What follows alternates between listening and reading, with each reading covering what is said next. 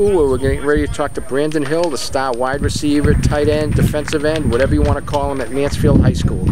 First question everyone wants to know, we look at the brace there, how's the knee? It's great. It feels better than ever. I mean, long rehab and everything. We're working hard to get back to it just for the fall. So finally here and it feels great. Really don't think about it at all. So. When you get hurt on Thanksgiving early on against Foxborough. When you get hit, did you know right away it was something bad? I did not actually. It took me till I stood up, and then I felt something kind of loose in there, and then that's when I kind of realized. So there wasn't a pop or anything like most people say typical tears are. So it was a little different injury, but. You know, when you hear that, you start thinking, well, you know what, because people have said there's a pop with an ACL. You didn't hear a pop. You start thinking, well, maybe it's something else, but not that. Right, yeah, at first, actually, they thought it was just MCL sprain. Right. And then we took an MRI and everything. That's when we found out that it was the ACL. So, you know, just as soon as I heard that, I just wanted to get ready for the fall again. I mean, I knew I'd be out for a while, so I just got trying to get back to work to get to this point. How tough was it to be on the sidelines during the Super Bowl? It was really tough. I mean, obviously, guys have been playing with, you know, working out with all year and everything, but I mean, I had all the confidence in the world they'd pull it off, so that really helped. As far as your rehab, what was the toughest part of the rehab process? I think it was just the length of it. I mean, it was a long process, and sometimes I'd feel good being able to thinking I could do more, but they like say, you know, they don't want to push it or anything. So I think really just the longevity of it was tough. As far as going out there, is there any nervousness, going out, worried about it at all? Or nah, not at all. I mean, just as usual, when I step on the turf, everything just kind of goes away. Just focus on football. So.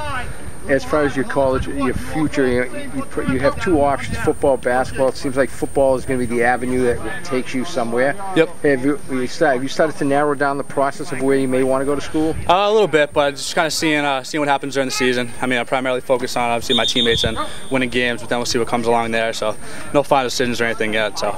I would be remiss if I didn't ask about basketball. Basketball is still a key part of when you come in December.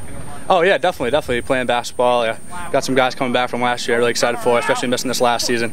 You know, it's great. Can't wait to start playing that again too. Just getting back to everything I used to be doing. Great. Hey, thanks so much. I appreciate it. Good seeing you. No problem. Mike Redding, the head football coach at Mansfield. Mike, you played college football yourself. You're a receiver. Brendan certainly has a lot of options. What is it about him that stands him out from the rest of the pack?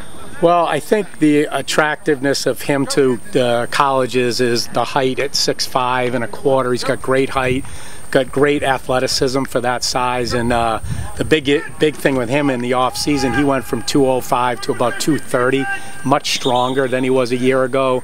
So now he's gone from being kind of a wide receiver to a tight end prospect, and a lot of interest too as a DN, as a rush guy off the edge. And I think the thing that maybe people forget is it's his poise and intelligence too. That's a kind of a unique thing. He really understands the game and plays smart. And when you put that kind of talent, size, and knowledge of the game together, you get a pretty good prospect. I mean, he had a rough winter. To miss the state championship game and to miss basketball season, we had a really legit chance to go back to the state final, and they made it deep into the tournament, but he missed that, and he really went after it. We really thought right now, we weren't sure he'd be in uniform. We thought maybe we'd get him in October, and the whole way his therapist spoke in amazement at his work ethic, his determination, and he ended up being about 6 weeks ahead of schedule over the course of the 6 months, and he's out here playing with everybody. We haven't held him back other than pulling him early in scrimmages, but